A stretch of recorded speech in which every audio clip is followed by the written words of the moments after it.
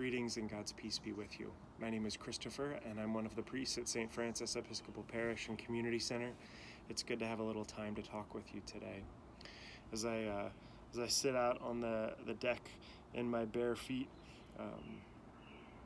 staring down at a foot that still looks kind of gross, but it is pretty much completely healed at this point. For those of you who don't know, at the very start of Lent, I had knocked over a really large statue, a big concrete block on my foot, and it crushed my foot and broke some bones and cut some things up, and the bruising was pretty gangly, yuck. But it is almost completely healed now. All that's left is some scarring, and I'll probably sometime soon lose the toenail.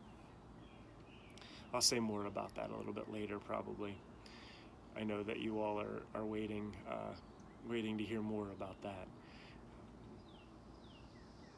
As I ponder the scripture readings for today, I got stuck on something that Paul was writing to the church in Corinth. He used this metaphor of a stumbling block, and you can imagine that that might have gotten my attention. Now, he's writing to people in the early church. He's writing to Jewish people and Gentiles that are struggling with their faith, struggling to understand the message of Jesus, the good news of his resurrection and its impact on their lives and how it changed everything.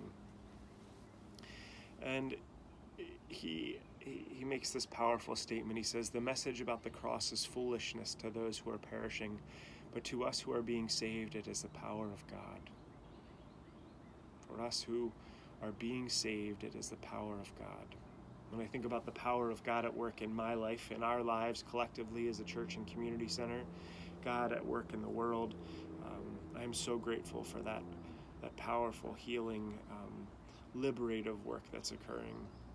I'm grateful for the healing that occurred in my foot, but I'm also in some odd way grateful for the injury that I suffered. It helped me to just realize, to put some things in perspective. That stumbling block, if I may, slowed me down. It invited me to realize my dependence on God, and it invited me to pray and to be disciplined in different ways. It also forced me to confront pain in my life in a different way. And I am grateful for God's presence in all of that.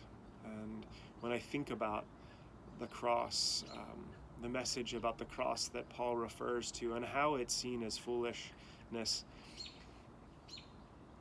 I don't know exactly what he meant in that, but I wonder. I think about how much faith we put in our bodies and the physical form of things, and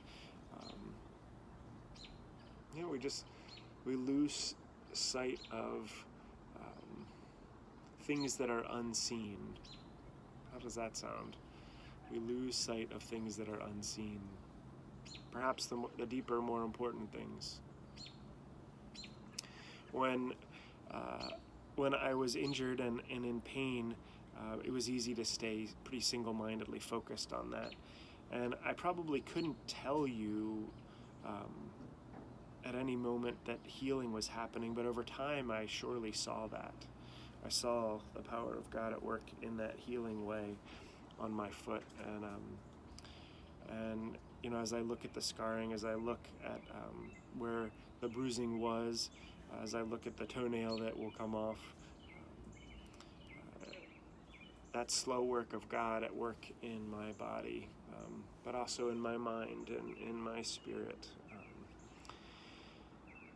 Healing is an amazing and miraculous thing, and it comes in many different forms. As we struggle in life with whatever challenges we face, as we seek healing, as we seek comfort, as we seek strength for our journey, God is always willing to enter in with us, to be present with us, and to transform our suffering into resurrection and new life. this toenail that I mentioned earlier, there is new life growing beneath it, and eventually that new life is going to push that old toenail off. And I'm not looking forward to that, because I've had this happen before, and it hurts when that old something tears away. It's painful, but sometimes that pain is necessary for the new growth to make its way into our lives.